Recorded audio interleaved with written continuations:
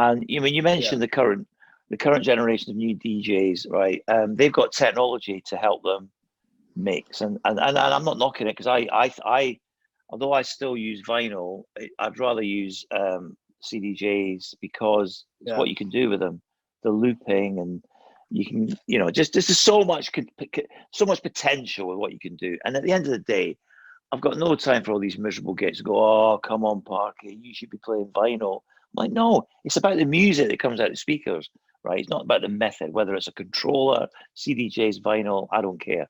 But I do think there's like too many DJs now. It's more, they think it's more about them than it is the music. And on your point of music that I played 30 years ago, you got to remember, it was more difficult to release music 30 years ago, because it cost money, right? You had to often, if you maybe book a studio and maybe get session musicians in, maybe hire equipment in, maybe get the singer in to sing. And it's an expensive business. Even small studios, you're talking hundreds of pounds a day. If you're lucky, you're a record company would back you and invest in you. And a record company wouldn't invest in an artist or a producer or an act unless they thought they could make money out of it. And the records that were made at the time were kind of pushing the boundaries of the technology at the time, and that's why they sounded so amazing. And if you listen to Hacienda Classical, though, all the songs that we do, which are from the kind of late 80s, early 90s, were never performed live. They were all just made in a studio, right? Yeah. They were never performed live, but performed live, they sound amazing. And the reason that they still sound amazing today is because they were of their time, but they were like, there was nothing, early house music, there was nothing like it before. It was very influenced by disco and European electronic music. That's what house music was. And it was unique. There was nothing like it. Now, 35 years later, it's a sound that people try and emulate, right? And so, but you don't need to spend the money to do it. You can buy a cheap laptop that's already got free, cheap software on it. And then you can go online and get for free loads of plugins. If you want a 808 type plugin, sure, it's there, same as right? And people understandably try to, I love that early house, and I'm going to try and recreate it. Just like the early house producers, they try to recreate disco, right? But with cheap drum machines and cheap synths, so you got house. But current producers I just think they're more obsessed with I think, oh, what's he done? I'm going to do what he's done. Oh, what's that plugin he's using? I'm going to use that plugin, right? Less people are less inclined to try and stand out. Everyone's trying to sound the same. And for example, a few years ago, this young producer said, I want to do something with you. I want to do a collaboration. And he went, yeah, that sounds like a great idea. And when I went to his studio, he didn't have a keyboard. He just did it all on the grid, on the screen. I said, no, you want a keyboard. A keyboard will you'll play some and you'll make mistakes. And then you can look at fixing it, and then it might kind of different. And then before we got started, he said, right, I've got the Beatport top 10 here. Let's go through it and let's do something that's and I'm like, no, forget that. I'm not listening to the bloody Beatport top 10. I'm not interested in the Beatport top 10. Let's just mess about. Anyway, that session didn't result in anything go well. I just thought, no, I just think you should be, I think you should be aware of what other people do, but then don't do what other people are doing. Do your own thing with your own slant. It's like when I'm DJing, it's like if I do a Clockwork Orange party.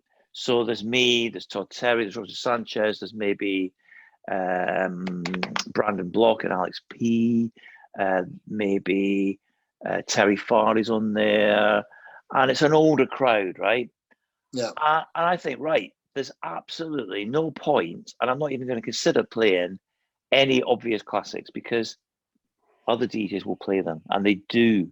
So I'll come on, but I'll dig out stuff that people will remember, but they haven't heard it for 20 years, right? And I think I just love doing it, because then instead of going, oh, I don't want to do this gig and play the same old classics, I think, right, I'll do it. Let everyone else play the obvious stuff and the crowd will love it. but then I'll come on and drop things that they've forgotten about. Or, all the kind of re-edits you get. Why do you think there are so many re-edits? Because people discover these old records and they go, it sounds a bit thin, or it's a bit slower. It doesn't sound as chunky with modern production. So people will do a re-edit, and if it's done in a respectful fashion, fantastic. And something else that I really feel strong about, and I just won't do, is when I get sent a new tune that samples something that people have been sampling for 30 years, like Rochelle Fleming or First Choice or a Salsoul loop. I don't care how amazing that record sounds. My response would be, thanks for the tune, but do we really need another record that samples the same loop or the same a cappella? Yeah. And then sometimes people say, yeah, but this is a young lad. To him, it's something new. I went, he must have heard other people doing it. No, just do something original. And I'm launching. I've only told, it's not really been announced yet, but after much discussion during lockdown, I'm launching Hacienda Records, right? Oh, wow. And anyone, I mean, we've got the first 3 releases. The first one's got a track with Robert Owens. The second one's a track Soul Central have done. The third one's a track that I've done with Natasha Watts. So when we launch it, I know for a fact, suddenly people go, oh, I've got a track for you. Anyone that sends me anything that's got samples on it, I'll just have to say, no, I'm not interested. Go away and recreate it, or go away and do something that the samples have inspired you by. And also the label's about releasing new stuff. I mean, obviously, passing the records is going to be a nod to our heritage. That's why we're starting with Robert Owens and Soul Central, and then me. But I want to discover new acts and new artists. But I want to put out stuff that people will play in 20 years' time. Because now people have such a short attention span, and so many people are releasing music. I mean, I get 150 emails a day. There's no way I can go through them all. So you have to pick out the ones that are good. But then, after 6 weeks, not even 6 weeks, you stop playing them, Yeah. This is the problem, I think, with the industry in general. It is that the attention span is short, but also I think the fact is that there's so much content and very few people have got outlets, I mean, even the club scene has boiled down to a certain amount of clubs, and I think that's the problem is that, there's not enough outlets for people to hang their hat on, if you like, so well, you've got to look. You really got to look. I mean, back in the day when there was less DJs and less music, but loads of record shops, you could go and see a DJ and go, oh, right, I want to go and check out the music he's played, or check the Record Mirror DJ charts or the Blues and Soul DJ charts, of which there'd be a few charts, right, on rotation. But now, if you look at I don't do Beatport, to be honest, I do Track Source. You look at the charts on there, there's thousands of them, right? So you can't even rely on a DJ to curate the music before you decide, because there's so many of them. And then even then, if you go down that rabbit hole of just out of curiosity looking at other DJs' charts, they're all pretty much playing similar stuff. And the beat, so the Track Source, I've now got to this point where I don't pay much attention to the Track Source top 10 or 20, because you think, well, I want to find someone that's not in there that people are going to pay attention to. But also there's a lot of people that I admire who make great music, who send it to me. But to me, it's just trying to keep it fresh and exciting. Talking of which, I mean, obviously, when I started DJing, it was vinyl and it was the Technic 1210s. You've mentioned the CD thing. Obviously, when I've seen you many times, and you've always been on vinyl the times that I've seen you. But I mean, moving forward to today's sort of technology, where you have people using laptops rather than using, or they're using Tractor or they're using Ableton, or what's your feeling on that type of thing? I remember when CDs came along, I thought, oh no, what's wrong with vinyl? but then Pioneer, and I said something in a Mixmax interview.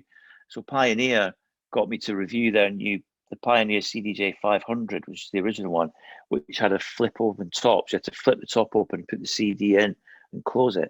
And I tried them out. I thought, oh, this is really good. I can see the potential. And then next minute with the CDJ 1000s. But I was never happy with CDs, especially the original CDJ 1000s. I was never happy with them. But it's technology moving forward. You got to embrace it, I think. But then I realized that I could go back to vinyl if I used Serato or Tractor. Yeah. And loads of people said, oh, you got to try Tractor. But I said, well, I want to try Tractor and Serato. And I thought Serato was far superior. And I still do. Much, much better. Much, much more user-friendly. And you can do more, I think you do more tricks and messing about with it. So I started using Serato with vinyl, and it was great. But then it becomes a pain in the arse because when you get to a club, it's very rare you can get to a club before it opens and set your Serato and vinyl up. Usually you have to wait for the DJ to finish, and then you've literally got as long as his last record is to set it up. That's a pain in the backside. Or you tell the promoter that I need 2 Technics SL 1210s, but they need to be either side of the mixer, not at the other end, right? And I need somewhere to put my laptop, and I need a plug and all this stuff. And quite often you turn up to a gig and go, where's the turntables? Oh, I didn't think you really wanted them. Okay, I do want them. So then you got to plug Serato into the CDJs, and that's rubbish. That really is. But when the CDJ 2000s appeared, and then the Nexus 2000s, and now the 3000, well, I've stopped using Serato with vinyl because most clubs have got the CDJ 2000s, and you can just do so much with them, and you and you don't have to worry about feedback, or you don't have to worry about anything jumping, and there's no excuse now for people not to be able to put a decent mix together. But when I started out, all my contemporaries, they couldn't really mix vinyl for anything. They were rubbish at mixing it. But I could, because I listened to what the Americans were doing. I thought, I can do that.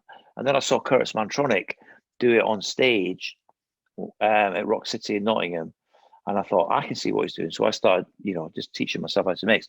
So that's why I've always been able to mix, which was very useful at the time, because it meant that I got gigs in America where a lot of British DJs couldn't get gigs in America, because if you can't mix in America, they'll boo you off. But there's a lot of snobbery about vinyl. It's bollocks, to be honest. If you play digital music on a great digital setup, the sound quality in a great sound system is better. As soon as you put vinyl on a club now, it's not going to sound as good unless it's on a perfectly balanced deck with elastic bands to stop any rumbling or vibrations, right? I mean, yes, there are clubs that do cater for vinyl sets, but essentially a digital setups give you much more opportunity to mess about and have fun and loop and sample. And the new CDJ 3000 now, if I see a DJ playing on the 3000s and they mix and the keys clash, then I'm sorry, that they deserve to get booed off, because with the CDJ 3000s, you can hear in your headphones, the key's not right. So instead of choosing another record on the 3000, you can change the key, right? I've messed about with it. It's great. It's really good. I embrace technology. However, when we do Hacienda Classical, because it's a show, and I suppose going back to what you said earlier about me walking across the dance floor doing that, it's a spectacle. We've got an orchestra. So I use Serato with vinyl for the Hacienda Classical show, because then I can do scratching and cutting up that you can't, that doesn't look as good when you use a digital setup. But I think you've got to embrace technology. It democratizes the whole process, because when you democratize any process, it means any half-wit can claim to be a DJ or claim to be a music producer, and that's fine. I'm not knocking it. If you want to make music, great. Yeah. But just because you can put together a house beat with a funky bass line doesn't mean it's any good, No. And anyone can I come up with an idea on a Monday morning, and by Monday tea time, it's on Bandcamp or SoundCloud or available to download. Yeah. What's your take on the modern industry, Graeme? I mean, because back in I'll call it our day, but I mean, I had a lot of record deals back in the day and went through all the process of, getting a lot of knockbacks and finally getting a record deal, and then finally a record coming out and the distribution and everything. But today it's out like this. But I feel it's a bit like a needle in a haystack, because I feel that you lose all of the radio pluggers, you lose all of the good distribution guys, you lose all of the hype guys, the power promotions and all the other people pushing the record. You lose all of that, and you're putting it out directly to, whatever platforms that you choose to go on. What's your take? Because another thing as well is streaming, which I have a slight issue with, because I have a few records that have streamed high numbers, one in particular over 1 million, and my royalty check was pathetic. So I would be very, very keen to know your feedback on the current industry. I think people have, the industry has changed so that consumers look at music in a different way. It's a disposable thing. I think that's why vinyl, the re-emergence of vinyl, really appeals to collectors, and that's why if you look at dance music, the stuff that is released on vinyl tends to be like a kind of really good quality music, right? And people want to invest in it. So going back to Hacienda Records, we will be streaming, but because people do stream, right? You can't get away from it. It's definitely here to stay. Yeah. But because the money that artists get for streaming is rubbish, our contract with our artists is going to be very fair and open and transparent, right? But we are going to release everything on vinyl as well. Oh wow! But only as a one-off. So the first single on Hacienda Records will come out on Spotify. It will come out on Apple Music on the same day, and on the same day you can buy it to download from Beatport, TrackSource, and Juno, and we'll have a Bandcamp page as well. And then, if we're lucky, the vinyl will come out on the same day as the stream and download. But if it's not the same day, it'll be very soon after. But it'll be however many we press. Once they're gone, right? And that's how we're going to do it, to make it more of an event. And we're not going to be releasing one record a month like some labels feel. Oh my God, we need to get something out every month. We're going to just put out something good when we've got it, and we're not going to put out stuff for the sake of it. Whereas a lot of labels now, I mean, like I said earlier, I get 150 emails a day with new stuff, or sometimes you go to In-Flight or Fat Drop. I mean, where do you begin? You find yourself going, well, the artwork on that looks quite interesting. What does it sound like? Oh, don't like it.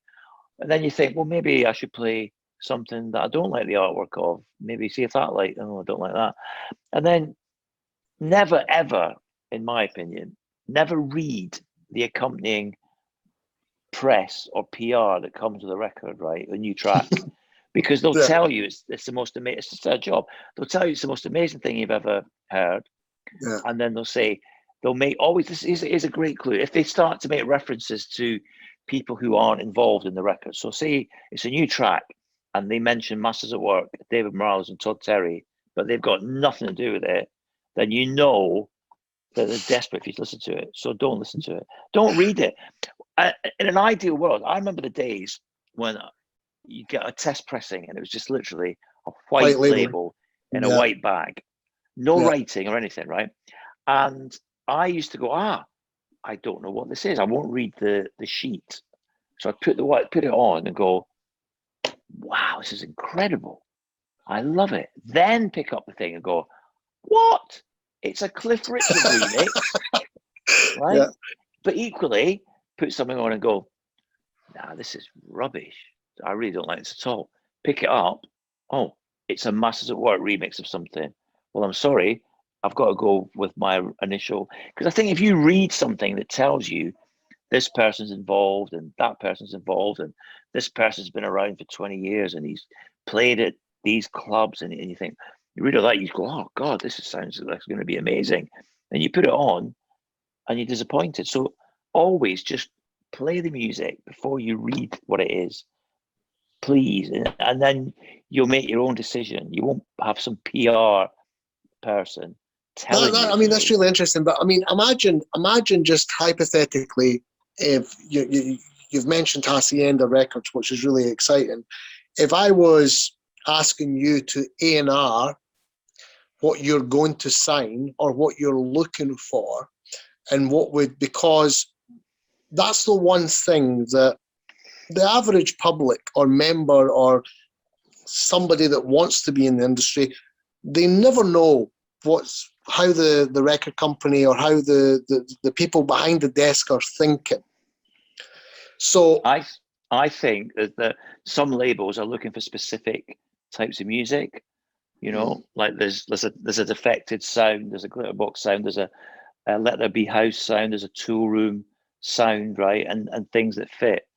And they ultimately want to, sell or stream a lot and make some money and get the artist profile up there. But what we're going to do with Hacienda Records, and it's me and the Hacienda manager. I'm looking after the A&R. The Hacienda manager is looking after the contracts. Peter Hook owns Hacienda Name, so he's going to sit in the background and chip in with his view from time to time. It's not about having a specific sound or style, because the thing about Hacienda, between 82 and 87, it was the music that was played there was really eclectic, and then from 87 onwards it all got very house. But then we also had different nights like the Flesh Night and student nights and everything. So what we want to do is just put out records that we like, that sound good, right? So like I said, the first track is this really weird house track that Charles Schillings, who's French, has done, and Robert Owen sings on it. It's great. I mean, when I first heard it, I thought, this is incredible. And then I found out it wasn't signed. And then that's when I thought, somebody should put this out. Then I thought, maybe I should put it out. And then I thought, well, if I'm going to do a record label, if Hookie's interested, it's a better story, isn't it? And we'll have a bigger audience. The second track, Soul Central done, it's a funk record. It's not a house record, it's a funk record with real musicians. And people, when they hear it, think it's an old disco record that they've sampled and looped and cut up. No, it's real musicians playing funk. And then the third one is a track that I've done with Natasha Watts. Natasha Watts is a soul singer, and we've done this kind of mid-tempo, kind of soulful house groove, And then after that, once these are out, I can tell you now, people will be going, Parky, Hacienda Records, I've got a track for you. Now, if it sounds generic, it sounds like what everyone else is doing, or if it's full of samples and it's not very original, I'll have to politely decline. Unless I hear something and it's available and I think it will be massive. That's the difference. If I think something's going to be massive because there's something about it, then it's in with a shout. But if you just go, I've done this track and it's just average and you haven't put the effort in, then I'll probably politely decline, I think. But there's no pressure to have a schedule of one release a month. Like some labels, it's one release a month, sometimes more. We're going to put them out when I find them, when I like them. And we're not going to do 7 or 8 remixes of everything. It's going to be the original mix and 1 or 2 other mixes, because if the original is great, it won't need loads of remixes. And then next year, because we'll just concentrate on, we've got Hacienda Classical shows this year and get a few tracks out this year. Early next year, we'll do Hacienda Classical Volume 2 and release that on Hacienda Records as well. Incredible. So I mean, you've got a real passion, though, Graeme. I mean, it's incredible that because of the journey that you've had, but you've still got. I mean, the way you're talking, I mean, you still have this absolute passion for it. But that's because I love rediscovering tracks I've forgotten about, right? So I do like listening to new music, but it's very hard. Like we said, it's very hard to find it. It's like a needle in a haystack. And Yeah. there are great tracks out there that you discover. And there's a couple of promotion companies that send me stuff that they don't send other people. And that's why if you listen to some of my radio shows, there's some weird stuff in there. And people say, oh, where can I get it? And then it's not very readily available. But because it's so difficult to find new stuff and there's so much generic average stuff about, I will go to my vast lockup full of vinyl and just grab something and go through it and I go, oh my God, I recognize this, but I can't remember what it sounds like. And I'll put it on and sometimes it's like, oh my God, I forgot about this record, right? Yeah, So what yeah. I do, what I then do, look for it online, Traxsource, Beatport, Juno, Apple, Spotify. And if you can't find it anywhere, I'm like, brilliant. I'm going to start playing that on my radio show at club gigs, and then people freak out because it's not on Shazam, and I love that. But equally, sometimes I'll see something that I recognize. I recognize the label, I recognize the cover, and I put it on, and I go, oh my God, it's awful. It hasn't aged well at all. So I'll put them on Discogs. But then once Hacienda Records is established, there are loads of these tunes that I've found that aren't available digitally. I will then look to license them and reissue them, but not with stupid remixes. That's another thing that annoys me is all these classic salsa records that seem to get that have recently been remixed by people who think they're making them better and they're just spoiling them. I'm not going to mention any names, but No. I mean, what another interesting thing, though, a part of your career that for me is very, very interesting is, you said initially you wanted to be in a band and you wanted to be a musician, and then you became Graeme Park, the DJ we all know and love. But you also went into production. Now, yeah, I did. so I set up a record bridge- label. Yeah, I set up a record label in 1986, Submission Records, out of a recording studio in Derby, and we put out a load of stuff. My early releases under the name Groove, Submit to the Beat, Hijack the Beat, and they were like, among the first British house tunes. They did pretty well. In fact, maybe I should try and reissue some of them. There you go. Thanks for reminding me. And then started doing remixes for other people, and then did bits and bobs, lots of collaborations.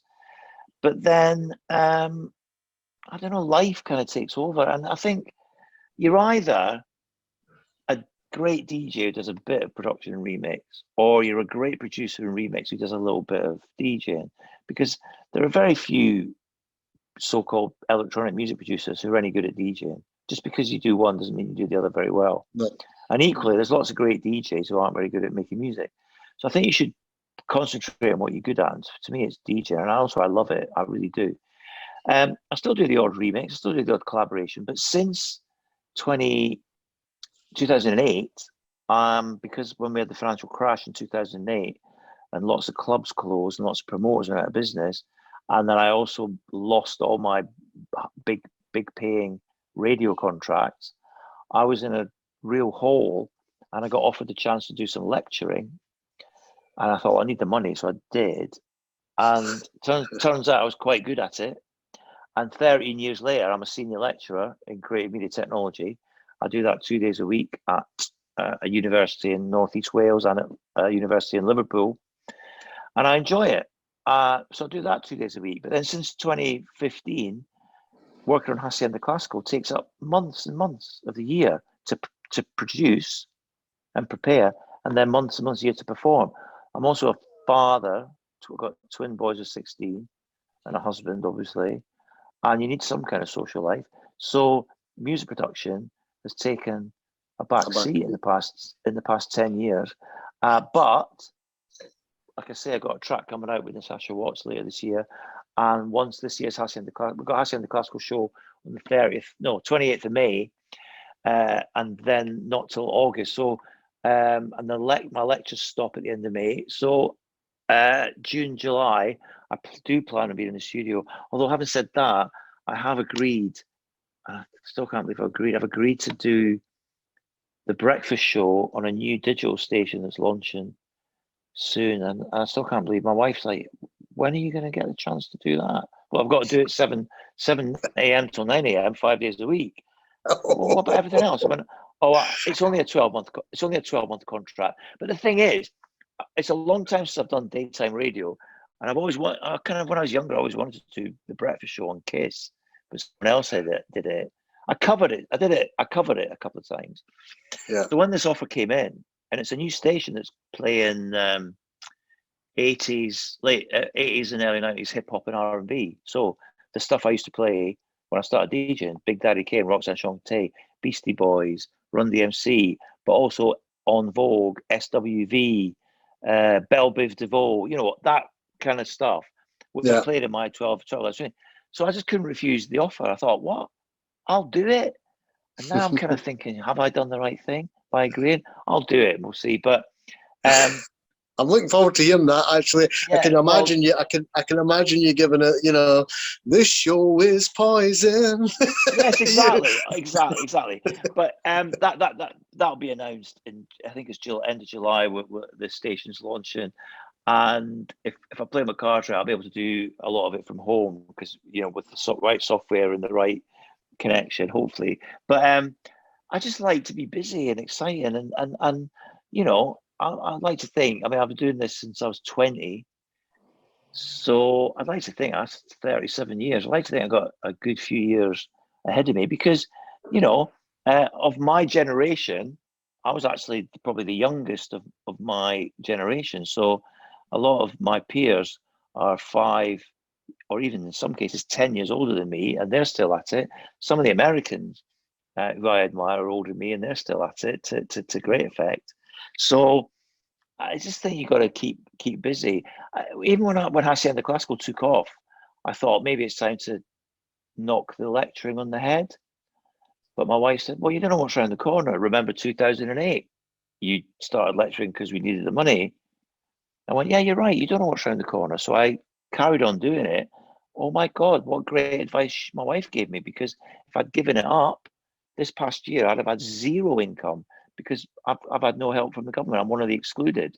No furlough payments, no self-employed support because I'm a director of my own company. So my part-time senior lecturer salary has come in at the end of the month, and the next day going out to pay the mortgage and utilities. I mean, lucky my wife works, so we're all right.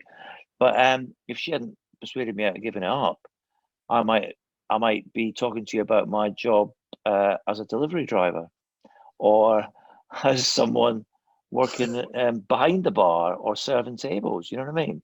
So, but I actually saw something last night, and it was what you're saying really, because it's kind of motivational in the respect, and somebody came out with this comment, and I loved it, and they said working is a talent. Having a work ethic is a talent, and I thought that was quite interesting, because today I think a lot of people don't realize the graft and the hustle. Well, yeah, you're right. Because when I was younger, I wouldn't agree with that at all. Because when I was younger, I ended up playing in bands, right? Well, my grandpa gave me his clarinet. I learned the clarinet and then bought a saxophone, and then I started a job at Bruce's record shop in Coddy. I was the envy of everyone at school. Then moved to England and just started playing in bands. Went to college, met people, got offered a job in a record shop because I was in there all the time, and they knew I'd had a Saturday job in a record shop. Because of the record shop, got asked to DJ. Oh, okay. So I never, at no point have I ever really worked hard to do those things. But then you get to a point when you think, well, actually, if I don't knuckle down and make the most of it, someone else is going to come along. Especially as DJing became more popular. Lecturing, I never thought I want to be a lecturer, but once I realised I was quite good at it, I embraced it. Hacienda Classical was supposed to be a one-off, and it was so successful that we thought, let's do a few more, and then it became a tour. We toured for 4 years. Last year would have been our 5th year, but this year will be our 5th year. And the older I get, the more I realise that yes, I suppose it's a talent having a work ethic. And as a lecturer, I have to get across to my students, because you get some students who totally get that they're paying £9,000 a year to get a degree and to learn. And the fact that they've got me 2 days a week as someone who's a practicing lecturer. So I practice what I preach. So I could talk about how it works in the industry I work in and give them first-hand knowledge. But you get some students who are just there and they don't get it, and they're just really lazy and they don't submit on time and they whinge and they ask for extensions and they come up with all these things that they have issues they have to deal with. And you just want to grab them and go like, sort yourself out. It's just grab it. You're here. There's people who love to be doing what you're doing, you know? So you're right. I suppose it is a talent, but it's something I think that personally I've had to learn and grow into. And anyway, as a lecturer, it'd be hypocritical of me to not have that view, because then, you know, I'd be a fraud, wouldn't I? So I've got to practice. I've got to practice what I preach. I mean, the Hacienda Classic show you've mentioned a few times. Classical, I mean, Hacienda Classical. Classical, yeah, Hacienda Classical. But I mean, that's an incredible show, and for those that have not seen it, you have to go and see it, because it's absolutely just mind-boggling. I mean, the spirit you get from it. But I mean, how did that kind of jump into place? Was that something that you It was a daft about? idea. It was a drunken night idea that the next morning we thought, actually, that stupid idea last night, maybe we should look into it. And Peter Hook was very skeptical, because again, Peter Hook owns the Hacienda name. But we persuaded him, me and Fletch, the Hacienda manager, we persuaded him. But then we got a conductor, Tim Crooks, who said, yeah, it's doable. And then we persuaded the Manchester Camerata Orchestra to be our orchestra. And then suddenly it was like, how's it going to work? No one's really done this before. and then Fletch, the Hacienda manager, got the Bridgewater Hall in Manchester booked for February 2016. And suddenly in September 2015, when he told us we've got a date, suddenly we thought, right, we need to work this out. So we just put our heads together, and I said, like, I think it should be an orchestral version of a DJ set. So me and Mike Pickering chose 20 records, and then I did a mix, and then we gave it to the conductor, and he said, there's loads in here the orchestra can't do. I said, well, okay, fine. Work out what the orchestra can do, and then I'll have a think about what the orchestra can do. And then so we ended up with a score of all the stuff the orchestra could do. And then I played the stuff the orchestra couldn't do. So a bit of keyboards. We had a proper keyboard player, did all the fancy stuff, but some of the acid stuff. And we put all the drums and bass lines and some effects and some bits of music on a backing track. So everyone in their ears has got this. And that forms the basis of it all. But then after 4 shows, this one-off show, after 4 shows, and it was going to go on to do 16 or 17 in the first year. After 4 shows, it was at the Brighton Dome, and we're 4 songs in, and that's when I realised this is rubbish. This is not how it should be, because we just learned so much. And of course, but once you're committed to the score and the arrangement, and it's printed, that's it. You can't change. Yeah. So Peter Hook said, well, it looks like we're going to do it next year. I said, well, if we do it again, I think we should rip everything up and start from scratch based on what we've learned. And of course, Hookie was like, no, because that'll cost money, because you have to pay to get it scored and arranged. All the studio time to do the pre-production, which me and this guy called Cy Brad did.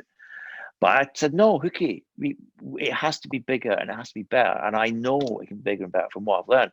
So in 2017, it was a whole new show. Using everything we learned, it was a far better show, like 10, 20 times better. And everyone who came to see it the second year were like, this is incredible. And that's why we ended up opening the Pyramid Stage at Glastonbury, because those first few shows, word got round how amazing it was. And then 2018 was another new show and even better. And 2019 was kind of like a new show, but with elements of previous shows. And the plan was it was going to be the last show, and then we're going to do a whole new show in 2020. But of course, the pandemic came along and messed that up. But so this year it is a new show again, but still with some of the older tracks in, but with new tracks. But again, it'll be even better because of what we learned. But after 5 years, next year, if we do it next year, and I think we will, because next year is the 40th anniversary of the Hacienda opening in 1982. So that sounds like a good excuse to me. Hookie's not convinced, and he's holding his head in his hands, saying, "Oh, the cost." I want to rip everything up that we've done for the past 5 years and start 2022 with a fresh blank sheet of paper and do a whole new show and forget everything we've done for the past 5 years. Because I think that's what you need to do. There are other classical shows that just churn out the same set every time you go and see them. Fine. There's lots of DJs who churn out the same DJ set. Fine. But that's not me. I don't want to do that. I want to challenge myself, and I want to push forward. And then when I finally get fed up, I'll knock it on the head. But if you're always looking to make things a bit more tricky or complicate things more than they need to be, then it's going to keep you as a creative pushing forward and make you think in a creative fashion. If you're happy just to play Robin S, Alison Limerick, K Class, etc., which some DJs do, I'm not going to name them, but I've heard them. Yeah. Then you are going to get bored quickly and become cynical. And yeah, I could be cynical. Most men in their 50s are cynical. The older you get as a man, the more cynical and grumpy you are. It's a fact. It's nature, right? But I think if you're going to be cynical and grumpy, you should back it up, right? Yeah. And I'm quite cynical about people's production values seem to have dropped. It's easy to get a free plugin and use what everyone else is using. Not everyone uses Logic. Well, that's why I don't use Logic. I use Pro Tools or Cubase because different plugins, right? Yeah. And it's easy. Oh, no, I use Logic. Everyone uses Logic. Yeah, it's easy. Same plugins. Oh, have you heard this? Yeah, everyone's playing that. Let's do that. Yeah, fine, do it. But please let people like me be cynical about it. And I do find stuff that I like. Like this morning, I found some generic house by numbers tracks, 2 of which I quite liked, and I'll probably play them on my radio show. But I doubt I'll play them out in a club. I mean, it's a great view. I mean, it's a fabulous. I was going to ask you if you had one piece of advice to give to everybody, what would it have been? I'll tell you about. Stop fannying about on the mixer, pretending you're doing something. Just put the record on, right? And then when you're happy with the volume and the EQ and the effect, then think about your next record. Don't do all this like that finger waving. And I mean, I do a bit of that, but not constantly. And all this shoulder flicking and everything. You're not doing anything. I know you're not doing anything. I've been DJing all my life. I know it's just showing off. And also another bit of advice I would say, all those people in the DJ box, tell them to piss off and go and get on the dance floor, right? And could just get out of the way. Although some people like that, I don't know. And then don't believe your own hype. Do not believe your own hype. I've never believed my own hype. And I've always had friends who have, if I get even close to believing my own hype, they just ready to knock me down and take the piss. So I don't think it's possible it's not possible for Graeme Park to believe. I mean, your hype is everywhere because but it's all relative, though. It's all relative. There's loads of people. There's probably more people who've never heard of me than have heard of me, right? And that's fine. And it's all relative. Like sometimes my sons, they're 16, and I was dropping them at school the other morning, and as we were getting in the car, this bloke is like, "Excuse me." He's this really scruffy looking bloke with a dog. "Is your name Graeme?" I'm like, "Yeah." "Graeme Park?" "Yeah." "Oh my God, I can't believe it." And my kids were like, "Oh, here we go." I'm just their dad. It's really embarrassing. And occasionally in a restaurant, not very often, somebody will recognise me, or on a plane or something. But essentially, I'm just another middle-aged bloke walking around any town or city centre. Nobody knows who you are. Your kids are lucky. Graeme, your kids are lucky. I have to tell you something. Your kids are lucky because when I was a kid growing up, my dad was a stage hypnotist. Wow. And he used to pick me up at school. Yeah, and he used to pick me up at school. He had this customized transit van, and he was called the Man. He was called Right. The Man. That was his stage name. So it said, The Man, stop smoking, start slimming, and underneath in big letters, sexual fantasy. And he used to drop you at school. No,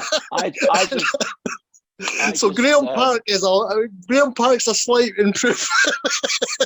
Well, you see, it's all relative, but I mean, some people said to me, "Why don't you get your car with your logo on it?" I'm like, "No, I don't want people to know."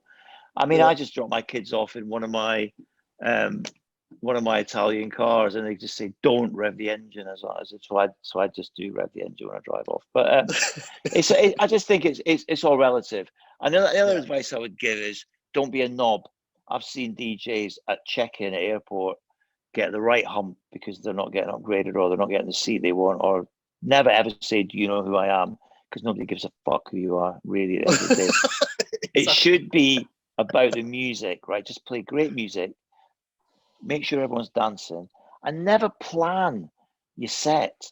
I've seen well-known DJs, I've traveled with them on flights, on trains, in cars, or had dinner with them before a gig, and they say, "Yeah, I'm going to open my set with this, and I'm going to play this, I'm going to build up to this and finish with this." And then I go, "Yeah, okay, but what happens if I play one of those records? I'm on before you."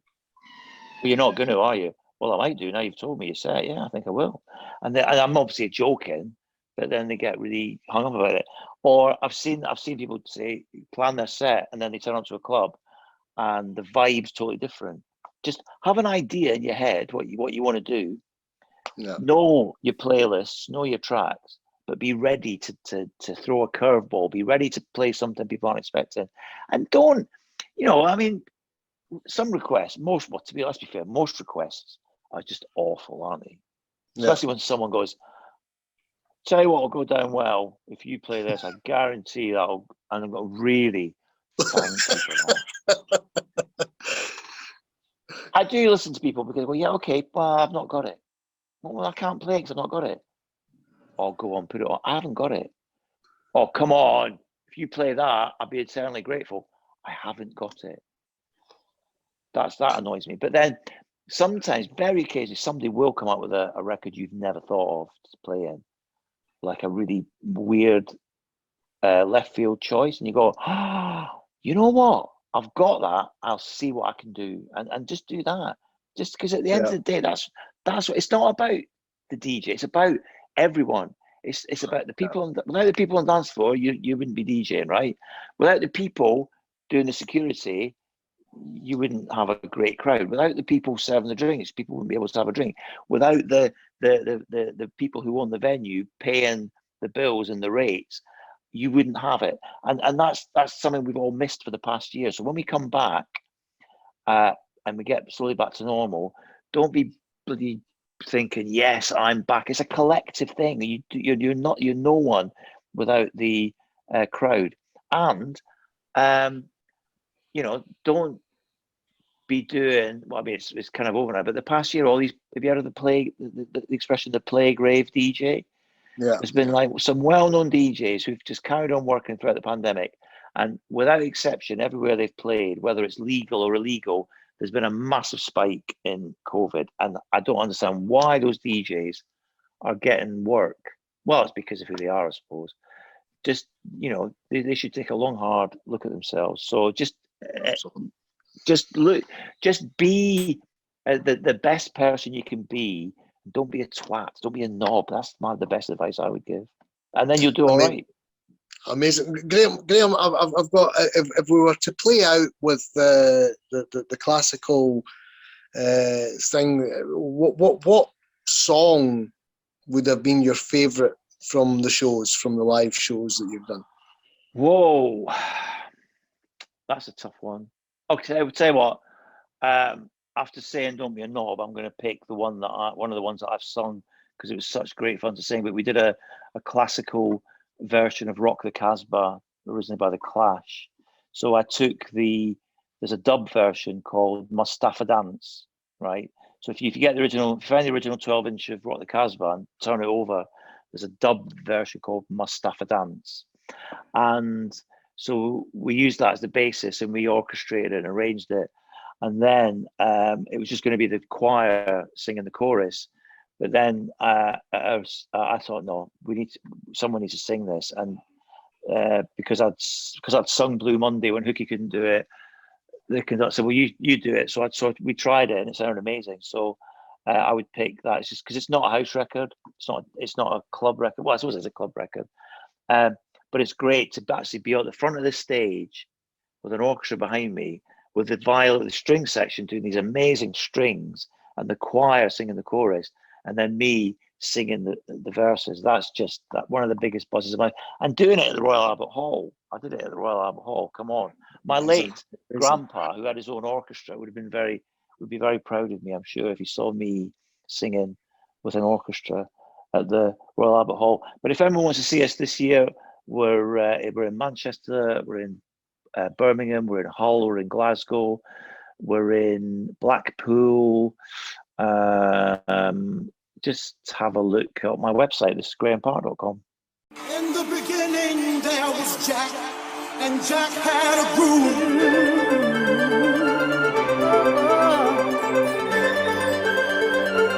Want you to love me too.